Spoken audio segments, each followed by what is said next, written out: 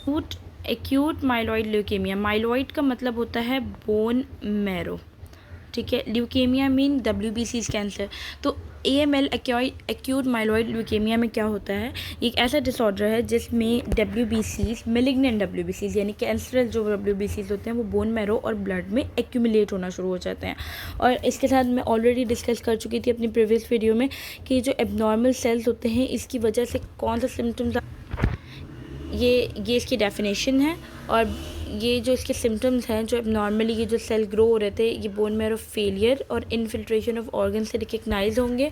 उसके अलावा हमने पढ़ा था कि ये ओल्ड एज के जो लोग होते हैं उनमें ज़्यादा एक्यूट माइलॉइड ल्यूकेमिया देखा जाता है, ओल्डर में और यंग वंस में कम देखा जाता है। उसके अलावा हमने इसके बारे में ऑलरेडी ये डिस्कस किया था कि ये रही वो slide, and the incidence increases with the age. AML is less common in children। और इसके बाद अनदर हमने ये वाली स्लाइड भी डिस्कस की थी, AML is due to somatic mutation in a primitive multi potential haematopoietic cell. तो ये बेसिकली है क्यों, ड्यू टू सोमैटिक म्यूटेशन जब हो जाती है सोमैटिक सेल, आपको पता है कौन से होते हैं हमारे जो सेल्स हैं सोमैटिक सेल्स, उनमें म्यूटेशन हो जाती है और primitive multi potential haematopoietic cells में, जिसकी वजह से एक्यूट माइलॉइड ल्यूकेमिया हो जाता है। ये एक्सपोजर ऑफ रेडिएशन बहुत ज़्यादा हो किसी पर्सन का, उसमें भी AML डेवलप होने के चांसेस होते हैं।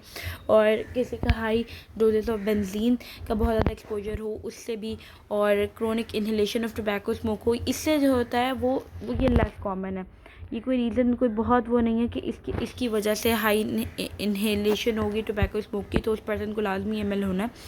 और उसके अलावा ओबीस लोगों को भी हो सकता है। या ओके, अनदर स्लाइड, अब इसकी जो नेक्स्ट स्लाइड है उसमें हमने ये देखा था कि म्यूटेंट हेमेटोपोइटिक जो सेल है वो एक्वायर, उसके अंदर क्या आ जाता है, leukaemic stem cells of capable of self renewal, यानी वो खुद ब खुद अपने जैसे न्यू कॉपीज़ बनाए जाएंगे। क्योंकि देखिए कैंसरस ग्रोथ हो रही है ना, तो कैंसरस ग्रोथ में तो खुद ब खुद सेल 1 से 2, फिर 2 से 4, 5, 6, 8, 10 इस तरह से, और वो मेच्योर नहीं होते, उनकी डिफ्रेंशिएशन सही नहीं हुई हुई होती, और वो रेंडमली हैफ एसेट मतलब रेंडमली मेच्योरेशन और डिफ्रेंशिएशन हो रही होगी।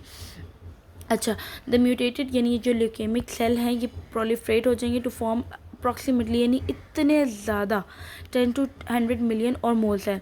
नॉर्मल हेमेटोपोइसिस इज इनहिबिटेड, यानी जो नॉर्मल हेमेटोपोइसिस हो रही होगी उन्हें वो इनहिबिट हो जाएगी, वो रुक जाएगी, जिसकी वजह से normal red blood cell, neutrophil, platelet, इन सब का जो काउंट है वो ब्लड में लेवल लो हो जाएगा, जिसकी वजह से आपको पता है रेड ब्लड सेल का काउंट लो होगा तो एनीमिया हो जाएगा। न्यूट्रोफिल का काउंट लो होगा तो उसे हम क्या कहेंगे, उसे हम कहते हैं न्यूट्रोपीनिया। पीनिया आपको पता है ना, किसी भी चीज़ का लेवल लो होता है तो उसे हम कहते हैं पीनिया।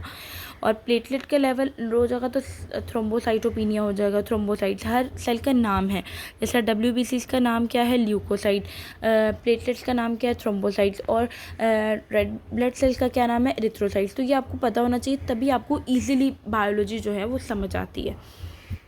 अच्छा, अब अभी मैं आपको ऑलरेडी डिस्कस कर चुकी हूँ कि एनीमिया हो जाएगा उस पर्सन को, जिसकी वजह से उसको वीकनेस, फटीक और पेलर यानी कि उसका जो कलर होगा वो फेड यानी पेल येलो कलर की उसकी स्किन टोन हो जाएगी। थ्रोम्बोसाइटोपिनिया हो जाएगा, क्यों, क्योंकि अभी हमने इस स्लाइड में देखा था कि हेमेटोपोइसिस जो नॉर्मली हो रहा था उसे इनहिबिट करवा देगा ये AML जिस पर्सन को होगा उसमें हेमेटोपोइसिस इनहिबिटेड हो जाएगी, जिसकी वजह से नॉर्मल RBCs जो बन रहे होते हैं हेमेटोपोइसिस के पूरे प्रोसेस के थ्रू बनते हैं ना, RBCs, प्लेटलेट, न्यूट्रोफिल, तो ये सब जो हैं क्या हो जाएंगे, रुक जाएंगे। और इसकी वजह से क्या हो जाएगा कि एनीमिया हो जाएगा, थ्रोम्बोसाइटोपिनिया हो जाएगा, जिसकी वजह से जब आपको पता है जो थ्रोम्बोसाइट्स यानी कि प्लेटलेट्स का काम क्या होता है कि ब्लड में जो जहाँ पर भी ब्लीडिंग हो रही है उसको स्टॉप करवाना। तो जब ये नहीं होगा तो उसकी वजह से अगर कभी किसी बंदे को, उस पर्सन के साथ कोई इंजरी हो जाती है, अगर उसके ब्रेन में कोई ब्लीडिंग होती है तो वो रुक नहीं पाएगी, या कहीं पर भी कोई ब्लड वेसल रप्चर होगी तो वो रुक नहीं पाएगी ब्लीडिंग, क्योंकि उसके पास प्लेटलेट्स नहीं होंगे, तो उसका वो इनहिबिटेड फंक्शन कैसे होगा। तो वो थ्रोम्बोसाइटोपिनिया जिनको हो जाता है, ऑब्वियसली बात है फिर उस पर्सन को ये कहते हैं हेमरेज होने के बहुत ज़्यादा चांसेस होंगे। न्यूट्रोपीनिया भी हो रहा था क्योंकि हेमेटोपोइसिस रुक रही थी। मोनोसाइटोपिनिया हो रहा था जिसकी वजह से वाउंड हीलिंग यानी कोई भी जो ज़ख्म होगा वो जल्दी ठीक नहीं होगा, कोई भी इन्फेक्शन बहुत जल्दी हो जाएगा।